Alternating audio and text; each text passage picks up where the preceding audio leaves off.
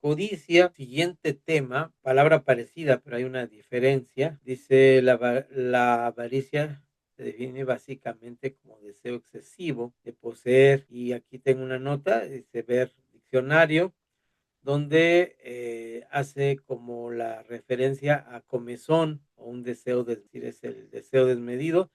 Y podemos revisar el concepto bíblico. Ahí nos manda un blog cristiano que nos habla sobre la avaricia como es parte del problema, y nos habla que la avaricia es como hacia adentro, como siempre estar dando hacia adentro. Hay dos maneras que el ser humano puede vivir la vida en cuanto a sus necesidades. Una es recibiendo, vamos a decir, la comida, ¿verdad? Y distribuyendo la energía, que es hacer ejercicio, hacer un esfuerzo, todo esto. ¿No? A veces he dicho que hay iglesias hacia adentro y iglesias hacia afuera. Las iglesias hacia adentro es que solamente engordan, pero no se recibe nada de ellas, ¿no? Tú ahí con el trabajo tan bonito que haces en los trabajos donde estás involucrado en las paraeclesiales, en la paraeclesial que estás, pues te das cuenta cómo enriquece mucho el dar hacia afuera, ¿no? El dar hacia las demás personas. Tu trabajo, tu esfuerzo te enriquece constantemente.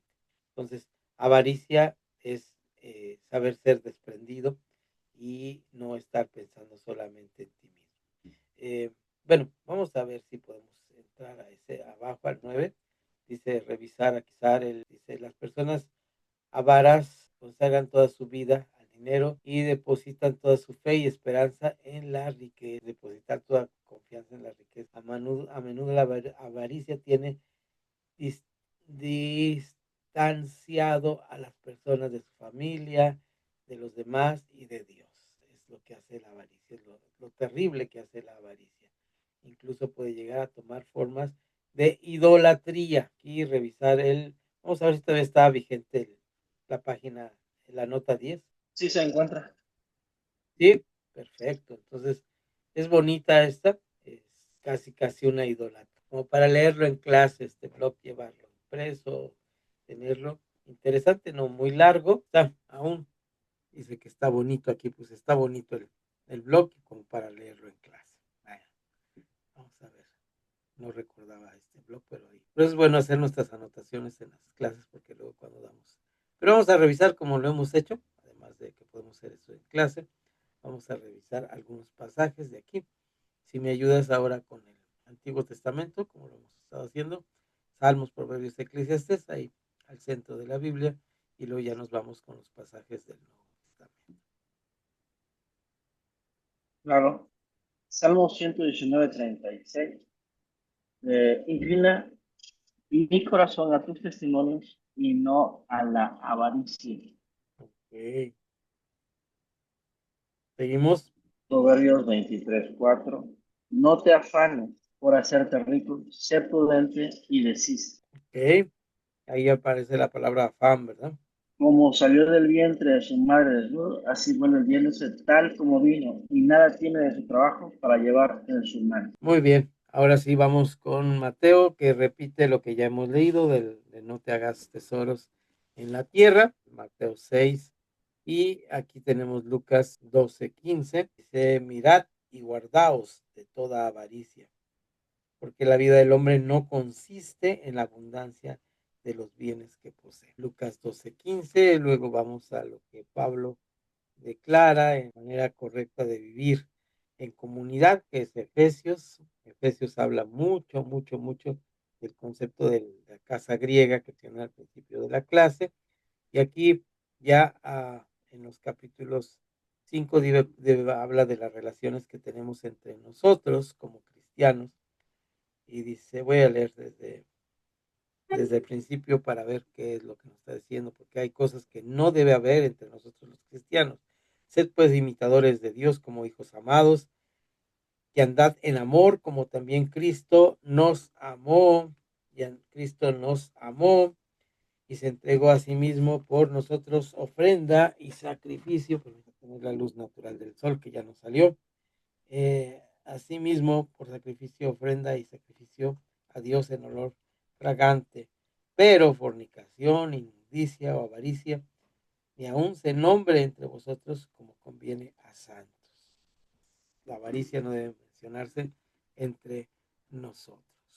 Entonces, Efesios 5:3, vamos a este espejo que es Colosenses, del libro de Filipenses y de Efesios, sobre todo de Efesios, donde está abreviada, prácticamente está repitiendo el concepto de familia griega y la manera como nuestra conducta en Cristo nos ayuda. Extenso pasaje de Colosenses 2:8 al 3:4, donde nos habla el tema, y esta Biblia que yo leo tiene el tema plenitud de vida en Cristo, y nos ayuda mucho a ver cómo nos habla de esta plenitud, y al tener esta plenitud nos llega a una conclusión hermosa que dice: haced morir pues lo terrenal en vosotros, fornicación, impurezas, pasiones desordenadas, malos deseos y avaricia, que es idolatría, cosas por las cuales la ira de Dios viene sobre los hijos de desobediencia, en los cuales vosotros también anduvisteis en otro tiempo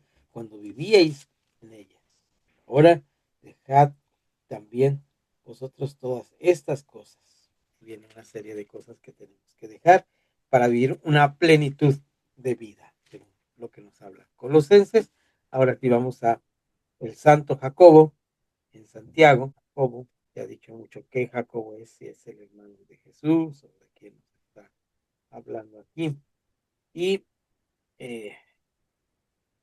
nos dice aquí en el capítulo 4, ¿de dónde vienen las guerras? Bueno, es un versículo que ya lo leímos, y el versículo 2, codiciáis y no tenéis, ¿verdad? Es la parte central de este versículo que debemos hacer énfasis con nuestros alumnos para que puedan entender realmente que esta parte de la avaricia es algo que no está correcto. Esta comezón por tener cosas no debe ser parte de nuestra vida eh, eh, de cristianos. En el famoso sermón a los hebreos, que parece que es un sermón completo, que empieza con la prédica y de los sermones largos, hace la conclusión, su aterrizaje del sermón: permaneced en el amor fraternal, capítulo 13, verso 1. No te olvides de la hospitalidad, verso 4.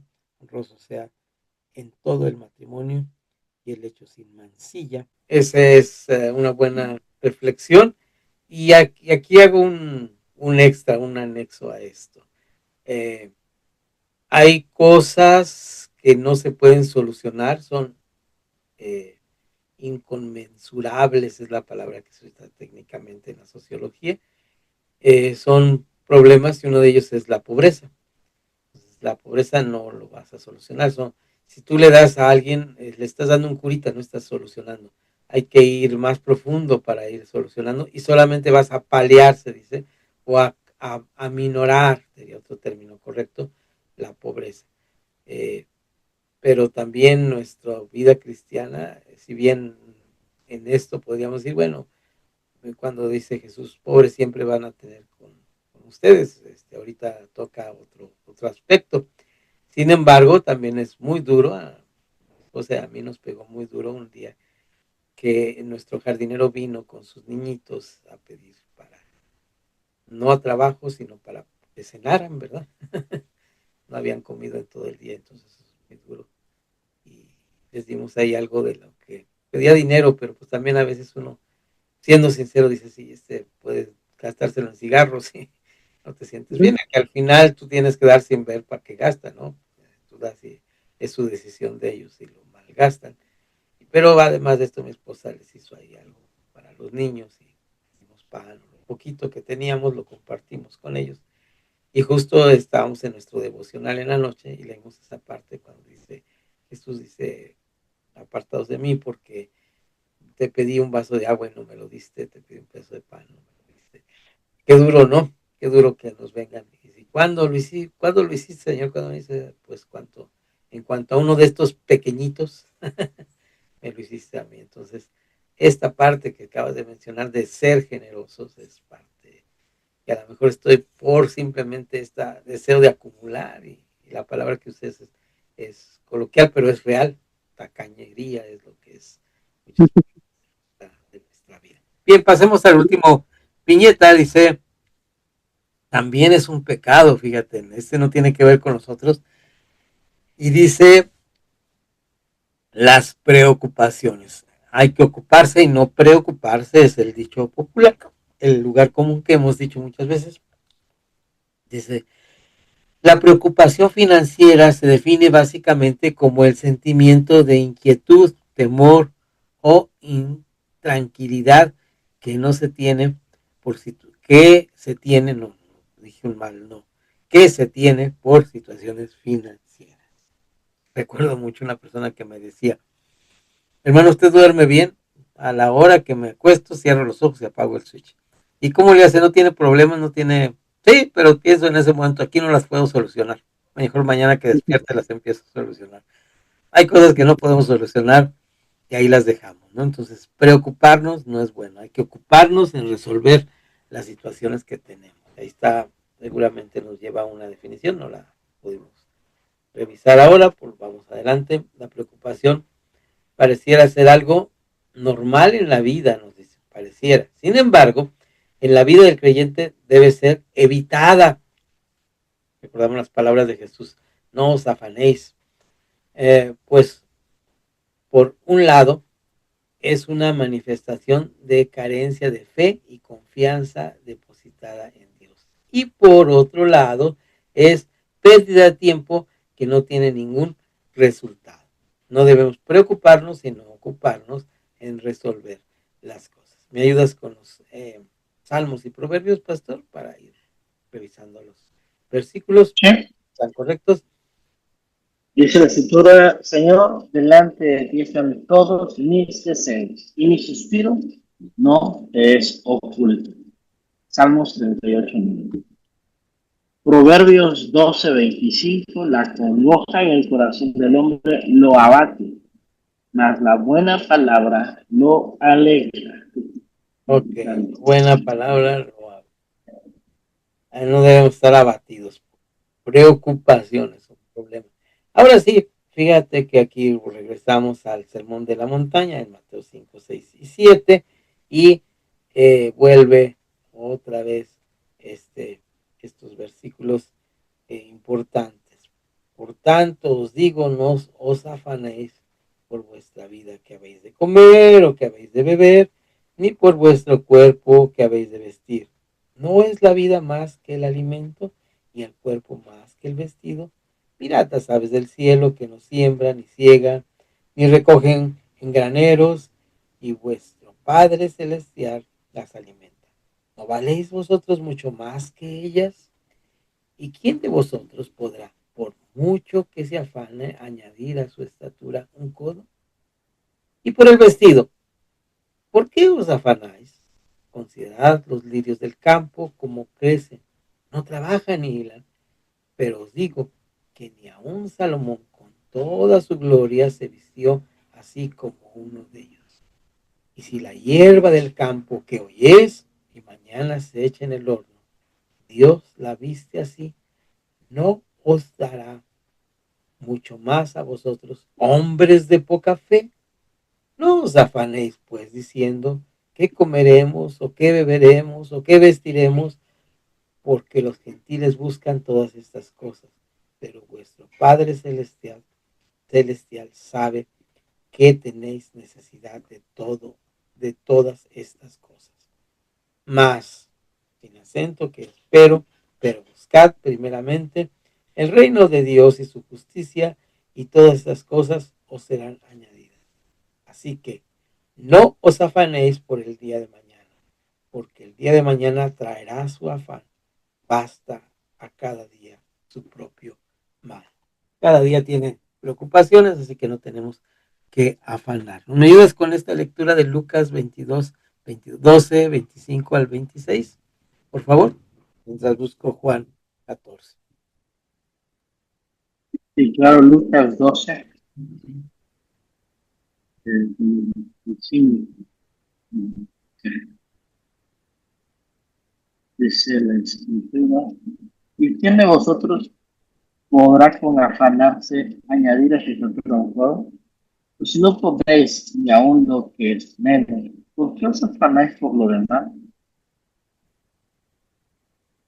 ¿Qué te afanas por lo demás? Y luego Jesús, cuando se despide de sus discípulos, de este discurso que recoge Juan, que nos gusta leer y releer. No se turbe vuestro corazón. Creéis en Dios, creed también en la casa de mi Padre. Y ahí sigue este hermoso San Juan 14. Y ahora sí nos vamos, ayudas con Filipenses, mientras yo voy a Pedro, Filipenses 4:6.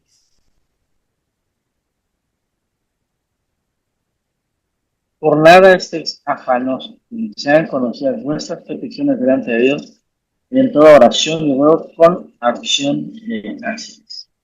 Les dice, no estén afanosos. Pablo ahí hablando a esta iglesia, él está realmente en una necesidad apremiante, ya no tiene, está prisionero, no puede trabajar como prisionero, depende de los donativos de las personas, y habla en esta carta acerca de esta situación. Y vamos a terminar, antes de la reflexión, con lo que nos dice el apóstol Pedro, y me gusta esta parte de este versículo porque es como la continuación del punto y coma quiere decir como la aclaración de lo que dice. Humillaos pues bajo la poderosa mano de Dios, para que Él os exalte cuando fuere tiempo. Ese fue el versículo 6 del capítulo 5. Echad toda vuestra ansiedad sobre Él, porque Él tiene cuidado de vosotros. Ahí debemos dejar de preocuparnos y ocuparnos en confiar en Dios.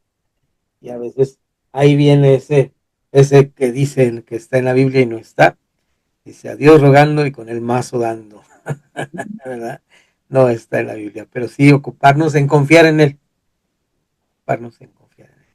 Hay cosas que el dinero no alcanza a comprar. Hay cosas que no alcanza, que uno tiene que decir, Dios, pues aquí está esta necesidad. Necesito que suplas esto y dame confianza en ti. Confianza no en nuestras riquezas, sino confianza en ti. ¿Qué daño puede ocasionar en mi vida? Y aquí escribí brevemente úlceras, dolores de cabeza, malestar, enojo con los demás. Preocuparnos causa todo esto, ¿no es cierto? No nos ayuda mucho. Cuando estamos preocupados estamos hasta molestos, enojados con el mundo y no hacemos nada por los demás. Y ya aquí en la autoevaluación no escribí, yo creo que me distraje. Así que ayúdame con eso, hermano, en tu autoevaluación, con la preocupación. ¿Qué ocasionan, qué acciones concretas puedes hacer para la... Bueno, la de una, vivir preocupado es un serio problema. Eh, Porque la persona está sufriendo de varias cosas. La definición menciona inquietud, intranquilidad, ya no solo es por lo financiero, sino por cualquier cosa. En este momento se habla un poco de las finanzas, pero vivir preocupado eh, es robarte la tranquilidad completamente. Mi papá decía una frase que he adoptado, él decía, si oro, ¿para qué me preocupo? Si me preocupo, ¿para qué oro? Entonces, realmente echar nuestra ansiedad sobre Dios, Él tiene cuidado de nosotros. Yo creo que la preocupación no es también ausencia de fe, ausencia de confianza. Y tiene que ver con esa comunión con Dios. Platicaba con un pastor de Tlaxcala, justamente una iglesia bastante grande, eh, tendrá como unas 3,000, 4,000 personas. Y tienen un sistema incluso que todos los hermanos que asisten pasan como por un lector de huella digital. Y lo que me llama la atención es que por ese sistemita que tienen ellos se dan cuenta quién llegó y quién no llegó a la iglesia. Entonces, si detectan quién no llegó, el domingo en la tarde sacan la lista de quién no llegó, ya tienen personas asignadas que le llaman pastores también ellos, y al otro día temprano o ese mismo día en la noche se intentan comunicar con ellos qué pasó. Entonces, si no hay nada, pues no pasa nada, pero si igual estás enfermo, tienes algo, pum, van a verle. Entonces me comenta el pastor y sale por eso. Que, yo fui que le pregunté por las finanzas, es una iglesia que maneja mucho dinero. Entonces le pregunté yo, ¿y en qué no vienen hermanos a pedirle dinero? Claro, pues sí, muchísimo, pero a nadie le dan nada. Lo que sí les digo a todos es que vuelvan a estudiar los primeros estudios que a nosotros le damos. Si realmente la persona está pasando por detalles y dentro de eso mencionaba la preocupación, y ahorita me acordaba por eso, se están preocupando y andan queriendo resolverlo, es porque han descuidado su vida espiritual. Tienen que retomarlo. Pueden ser cristianos de años, pueden ser personas ya bautizadas, algunos hasta liderando algo, pero no significa que estén bien con Dios. A veces están preocupados por hacer y no por ser. Perdemos la conexión con Dios, la intimidad. Entonces los mandamos al primer estudio y si ya son gente que conoce todo, pues también ahí se ve su humildad y su sencillez para retomar y reestudiar finalmente lo que en teoría tú ya sabes, pero no porque lo sepas significa que lo practiques. Entonces me hizo muy interesante eso de parte Sí, de claro. ellos, que todo lo conectan nuevamente con tu conexión con Dios, con tu espiritualidad. Muy bueno, muy bueno. Se me hizo muy sabio de su parte. Sí, al final la raíz es eso, ¿no? Volver a la raíz es volver a Dios. Y esto es Claro, una buena reflexión que podemos poner aquí al finalizar esta sección del trabajo. Todo está en volver a Dios, una buena reflexión. Tal vez podamos anotarla aquí en las notas esta buena reflexión.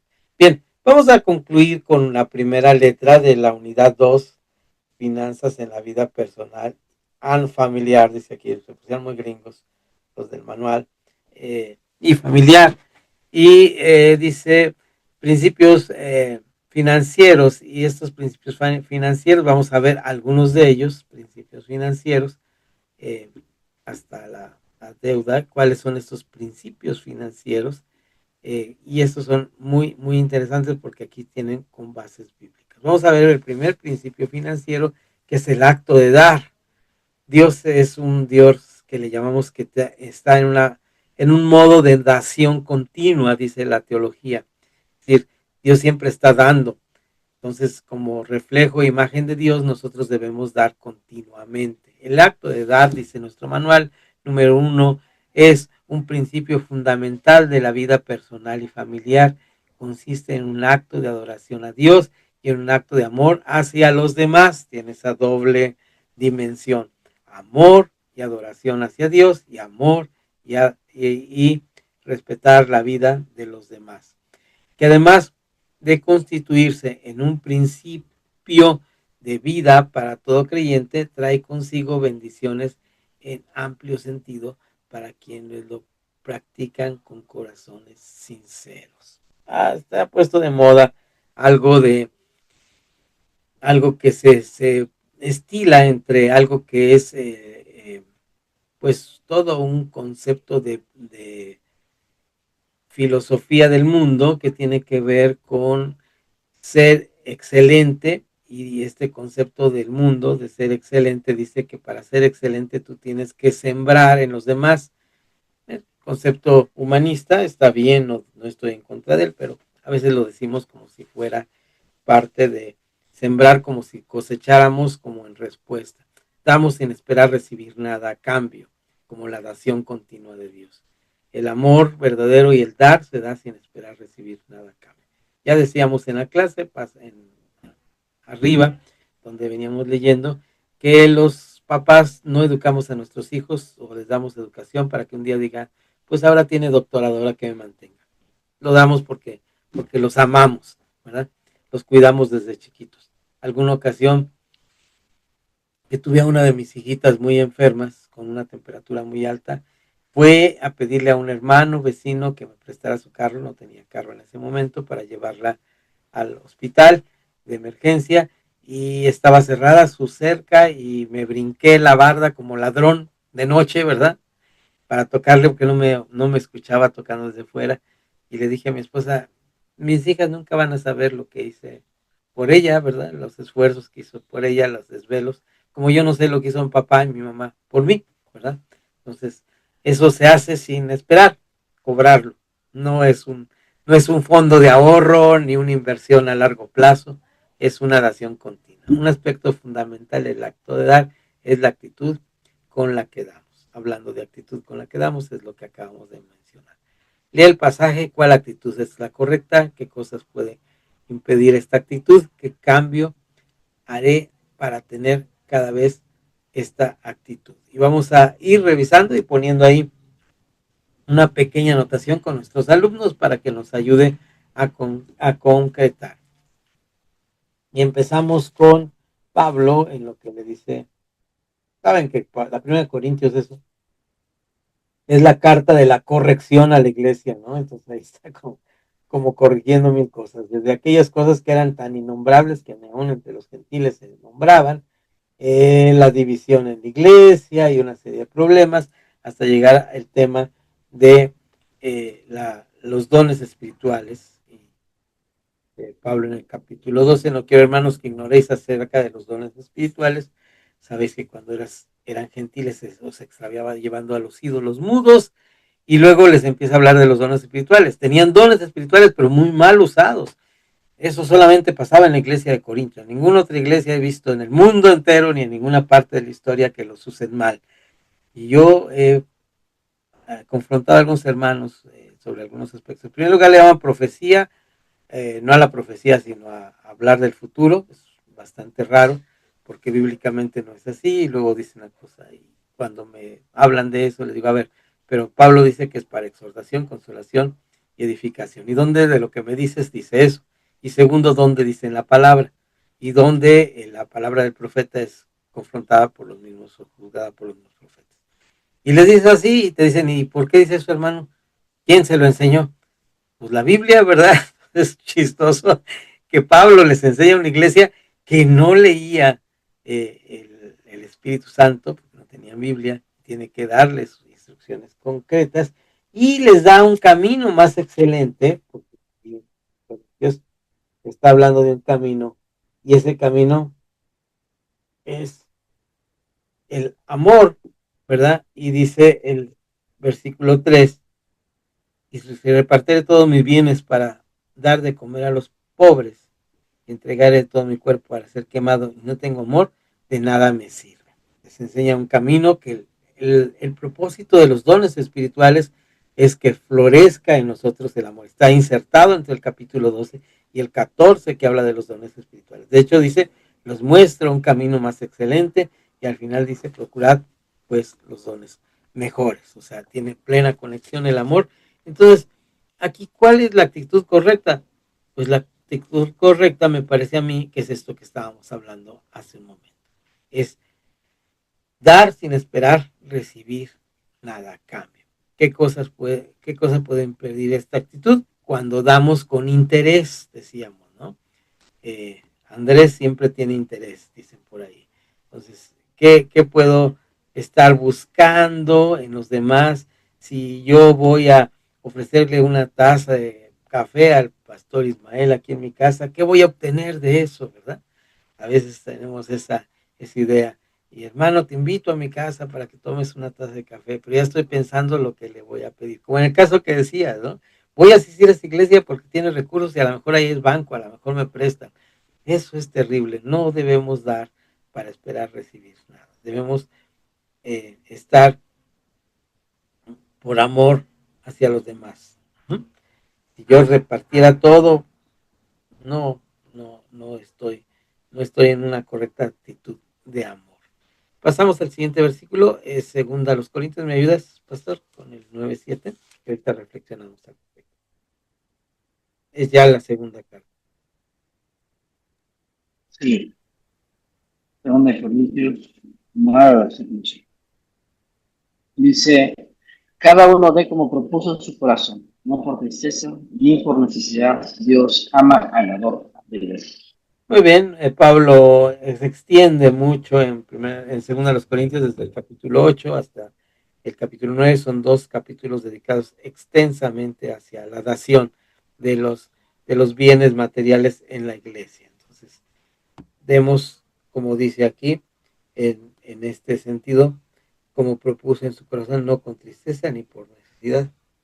Y la razón es que Dios ama al dador alegre. Entonces, ¿cuál es la actitud correcta? Ser un dador alegre. ¿Qué puede impedir esta actitud? Pues que me cause tristeza, que tenga codicia, que tenga avaricia. Entonces, si vas a dar con tristeza, pues mira, discúlpame, pero perdóname, pero mejor no des. Si te va a doler, mejor mejor así lo dejamos. ¿Qué hay que cambiar? Saber que todo es de Dios y que Él nos puede dar mucho más abundantemente. No como, y hago aquí una nota, no como pago a lo que doy. Cuando yo era niño cantábamos un canto que era muy bonito, muy buena melodía, pero que decía una gran herejía o mentira no bíblica. Dice, si tú das un peso, el Señor, bueno, si das un centavo, decía, porque era el tiempo, eran otros tiempos, ¿verdad? Si tú das un centavo, el Señor te da dos. No, eso no es verdad. No es inversión a plazo fijo, Dios.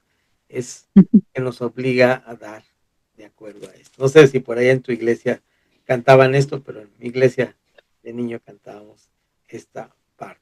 Regresamos entonces al Sermón de la Montaña, en Mateo capítulo 6, donde habla de las limosnas, dedica 4 de los versos a las limosnas y dice, guardaos de hacer vuestra justicia delante de los hombres para que seáis vistos de ellos.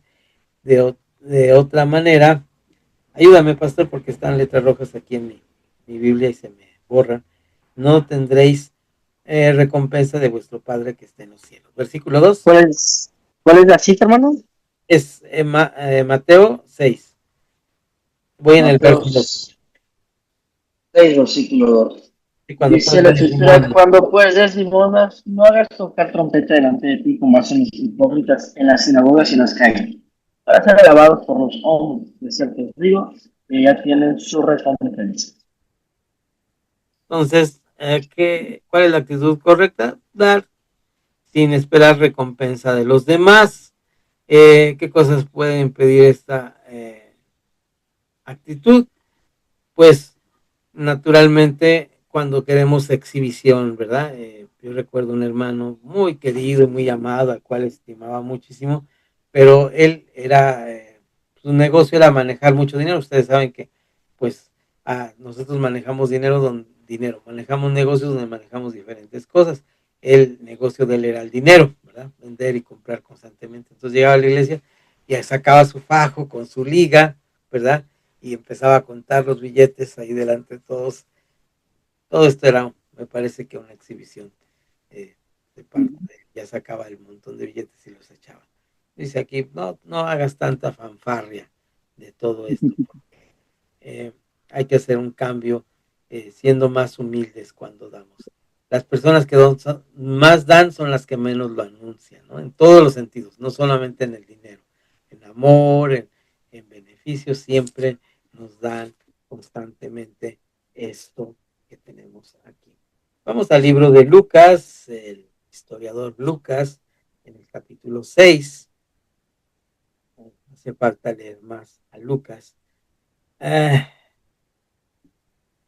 Dice, aconteció 33. 6:33. Dice, porque si amáis a los que os aman, ¿qué mérito tenéis? Porque también los pecadores aman a los que los aman.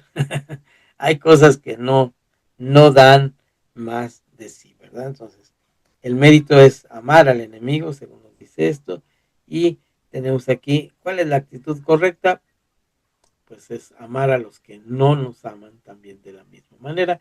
Y por último, seguimos adelante, no juzguéis y no seáis juzgados, no codiciéis, perdón, no condenéis, perdón, no condenéis y no seréis condenados. Perdonad y seréis perdonados. Dad y os darán. Medida buena, apretada, remecida y rebosada dará vuestra regazo, porque con la misma medida con que medís, os volverán.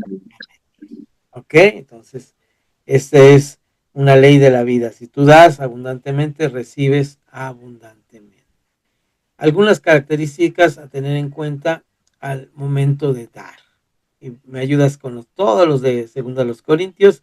Ahí nos vamos de corrido con los versículos para ir viendo las características en esta parte que Pablo dedica a las ofrendas en el capítulo 8 y 9 de segunda a los Corintios. 1 Corintios 8, 3, 4. 1 Corintios 8. El versículo 3 dice, pues doy testimonio de que con agrado han dado conforme a sus esfuerzos y aún más allá de sus fuerzas. El versículo 4, pidiéndonos con muchos ruegos que les concediésemos el privilegio de participar en este servicio para los santos. Versículo 7. Por tanto, como en todo abundáis, en fe, en palabra, en ciencia, en toda solicitud, y en vuestro amor para con nosotros, abundar también esta gracia. Capítulo 9, versículo 6. Pero esto digo, el que siembra escasamente, también segará escasamente, y el que siembra generosamente, generosamente, también segará. Cada uno dé como propuso en su corazón, no por tristeza ni por necesidad, porque Dios ama al dador alegre.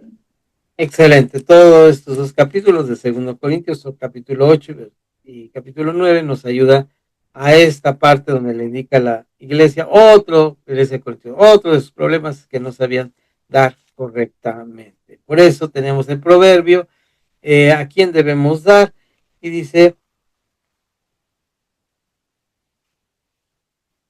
honra a Jehová con tus bienes y con las primicias de todos tus frutos. Es decir, cuando damos, primeramente debemos dar a Dios, en todos los sentidos, en dar nuestras ofrendas, en dar nuestros diezmos, nuestras primicias, de acuerdo a la costumbre de cada comunidad de fe, pero también que cuando damos a otro está implícita el trabajo que tenemos de sostener no solamente la obra, la ofrenda misionera es una parte importantísima, el diezmo a los, ya sea a nuestras iglesias cuando hay sistema de alfolí o a los pastores cuando Dios pone en nuestro corazón apoyarles en diezmos, ¿no? Y ofrendas a los trabajos misioneros, a los trabajos de construcción de iglesias, a las paraeclesiales que necesitan apoyo para seguir funcionando.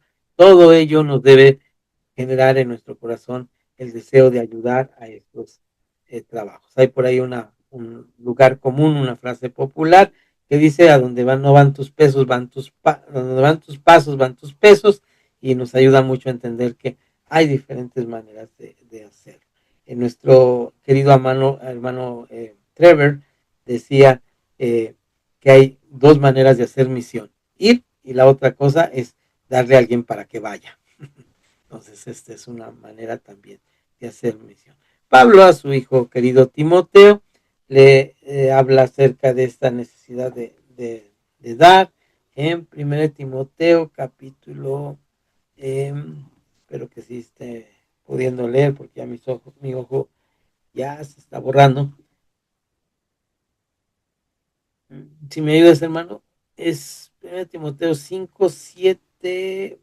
Mirad también estas cosas para que seáis irreprensible, porque si alguno no provee para los suyos, mayormente para los de su casa, ha negado la fe y es peor que un incrédulo, ¿verdad? Ese es el asunto de no estar dando, porque dar primeramente, y bueno, aquí me recuerda ahora este pasaje de Jesús cuando dice eh, que había una frase que tenían los judíos para recordar que no daban a su papá porque era apartado para el diezmo, ¿no? Y dice,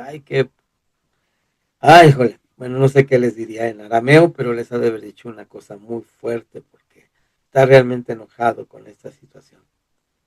Luego le habla, dice, los ancianos en el mismo capítulo 5, que gobiernen bien, sean tenidos por dignos de doble honor, mayormente a los que trabajan en predicar y enseñar.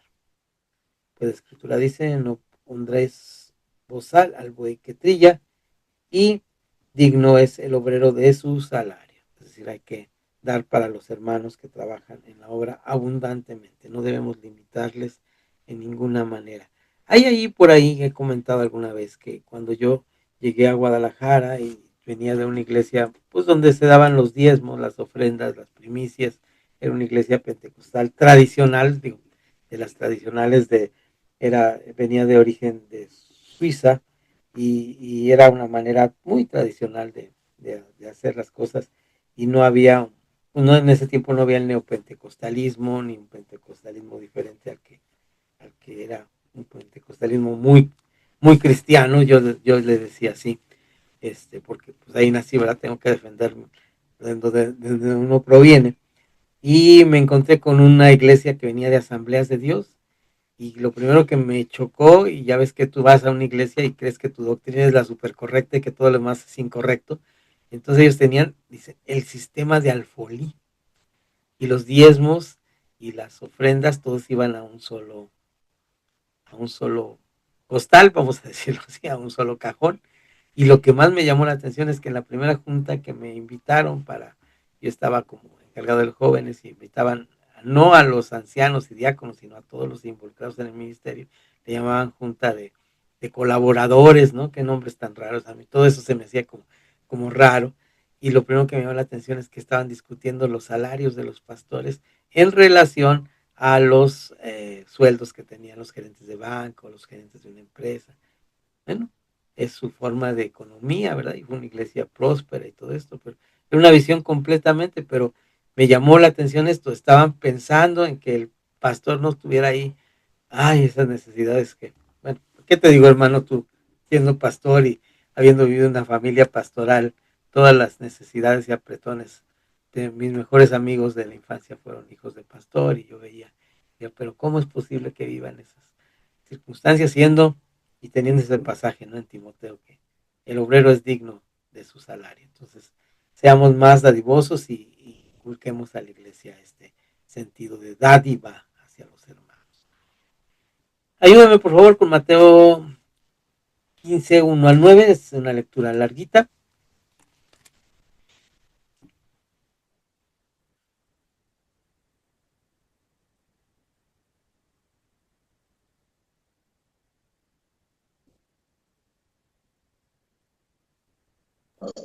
Perdón, estaba hablando sin. Sí, sí. Entonces se acercaron a Jesús ciertos escribas y fariseos de Jerusalén diciendo: ¿Por qué tus discípulos quebrantan la tradición de los ancianos? ¿Por qué no se lavan las manos cuando comen pan? Respondiendo, él les dice: porque también vosotros quebrantan el mandamiento de Dios por vuestra tradición. Y que Dios mandó diciendo: honra a tu padre y a tu madre, y el que maldiga al padre o a la madre muera irremisiblemente. Pero vosotros decís: cualquiera que diga a su padre o madre, es mi ofrenda a Dios, todo aquello con que pudiera ayudarte, ya no ha de honrar a su padre o a su madre. Así habéis invalidado el mandamiento de Dios por vuestra tradición hipócrita. Bien profetizó de vosotros Isaías cuando dijo: este pueblo de labios me honra, mas su corazón está lejos de mí. Pues hermano me honran enseñando como doctrinas mandamientos de hombre. Hasta el versículo 9. Hay hermano me honran enseñando como doctrina mandamientos de hombre. Muy bien, gracias, hermano. Entonces ahí ya clarísima esta parte de que esto es lo que debemos ir marcando en la parte de uh, este, pues aprender a dar correctamente. Bien, vamos a ir. Estos versículos así son largos y son lecturas largas que podemos disfrutar con nuestros alumnos, ir trabajando. Ya en presencial es más fácil leerlo. Vamos a la parte de la página 13, donde habla del gasto. Este también es un tema bonito, es otro de los asuntos. Recuerda que estamos en esta sección, hay que seguir recordando siempre que es principios financieros. El primer principio financiero que tiene todos esos versículos tiene que ver con el acto de dar, y abundamos bastante en esto con todos los versículos que ahí tenemos, ir escribiendo que los alumnos llegamos al 2, que es el gasto. El gasto básicamente es una determinada cantidad de dinero. De hecho, la palabra finanza viene de esta palabra gasto, es decir, la distribución correcta de lo que tenemos, que se paga por algunos productos adquiridos o servicios recibidos.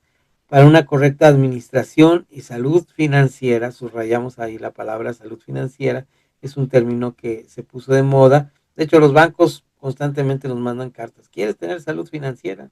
Toma este curso. Hay buenos cursos ahí en las diferentes instituciones. Es sumamente importante hacer una diferencia entre los dos tipos de gasto, y esto es importante que los hermanos aprendan como ministros, como gente que está preparando para el evangelio, tener esta distinción y sus orígenes, es decir, aprender a distinguir entre deseo y necesidad. Esta parte es súper importante, básica, casi todos los cursos de finanzas lo dicen, qué es el deseo y qué es la necesidad. Este curso es básico en esto. Aquí lo resume, pero este material es como para análisis, de ponernos a decir, a ver, ¿qué es? Esta, y pongo siempre este ejemplo cuando doy esta clase, porque casi siempre estoy aquí sentadito dando la clase y tengo esto en la mano, ¿verdad? Esta tacita de café. Y digo, ¿qué es esto? Deseo o necesidad. Uy, bien difícil de distinguir para mí, ¿verdad? Esta es la parte difícil. Pero fíjense lo que dice aquí, que nos puede ayudar un poco a saber si una taza de café es deseo o es necesidad. Gastos originados en el deseo. Los deseos son cosas que son esenciales para la vida, que no son, perdón, no, me brinqué el no. Los deseos son cosas que no son esenciales para la vida. Entonces, la taza de café no es esencial para la vida. El que yo lo tome, que yo gaste en esto, es un deseo. Hacen referencia a cosas que queremos tener o soñamos alcanzar para sentirnos mejor. La taza de café, ejemplo, un smartphone, ¿verdad? Un teléfono, traduciéndolo al buen castellano, un teléfono inteligente, ir a un restaurante, ir al cine, comprar un nuevo equipo de gimnasio, comprar un nuevo aparatito para leer cuando estás aquí, ¿verdad? Todas estas cosas nos tienen que ver con deseos. No estoy diciendo que no los debemos tener, sino debemos categorizarlos en esa área para estar bien definidos en lo que vamos a gastar. Gastos de origen en la necesidad. La necesidad son aquellas cosas indispensables para vivir, y los gastos originados en este aspecto no se pueden negociar. Si yo no puedo decir a mi esposa, sabes que esta quincena no vas a comprar nada de comida, imagínate nada más lo que nos pasaría. ¿Sí? De acuerdísimo con eso, estamos ahí de acuerdo con eso. Y por otro lado tenemos, esos son gastos necesarios. Y además tenemos que distinguir unos gastos más importantes que se llaman los gastos fijos, no físicos. Los gastos fijos. Yo voy a dar ejemplo de gastos fijos, a ver si tú estás de acuerdo conmigo y ahorita me compartes, y así lo vamos a hacer con nuestros alumnos, lo que son los gastos fijos. Por ejemplo, yo tengo gasto fijo de lo que pago para estar comprando esta casa, el teléfono, el internet, esos son gastos fijos que tenemos que tener ahí presente. Me imagino que tú también tienes gastos fijos. ¿Cuáles son tus gastos fijos, pastor? En caso igual, lo que es la luz, la renta, el agua, el internet, son Uh-huh. gastos fijos, ya son Ajá. constantes, mes con mes que hay que estar pagando. Okay, entonces eso en nuestra administración tenemos que distinguir lo que es, vamos a recapitular y es importante, lo que es un deseo, lo que es una necesidad, lo que tengo que pagar a fuerzas, ¿verdad? Y hay una área que llamamos gastos variables. Entonces, esto que está abajo, que es toda esta parte que vas a llenar, esto lo hacemos individualmente. Aquí no, el consejo es que no lo compartamos, porque cada uno tenemos la parte más íntima del ser humano, junto con otras, es lo que nosotros gastamos. Tú sabes que lo que más nos duele, ¿cuál es la parte del cuerpo que más nos duele? Hay un dicho. La parte que más nos duele es la cartera, ¿verdad? Es el monedero, es una parte muy dolorosa para nosotros. Entonces, esto les pides que lo hagan, si te das cuenta es un cuestionario donde van a poner gastos fijos, pero una vez que lo entiendas, y para meditar vamos a ir a esta parte, dice, ¿qué podemos aprender en relación a los gastos? Teniendo en cuenta el texto, si me haces favor de revisarlo ahí tú, no en la Biblia, aquí en donde está, dice Proverbios 21:20, está en negrito aquí en nuestro manual, que dice, léelo En así. la parte, Sí, dice para meditar. Mira, ¿Qué estamos. podemos aprender en relación al gasto, teniendo en cuenta el texto de Proverbios 21:20? El necio todo lo despilfarra. Después de que hagas que tus alumnos hagan su ejercicio de acumular los gastos, de hacer su suma, a este versículo pega mucho, ¿no? ¿Qué debemos atender? Pues debemos atender no despilfarrar esto. Ponemos aquí rayita en el punto 3 en la página 14 y dejamos esto para la próxima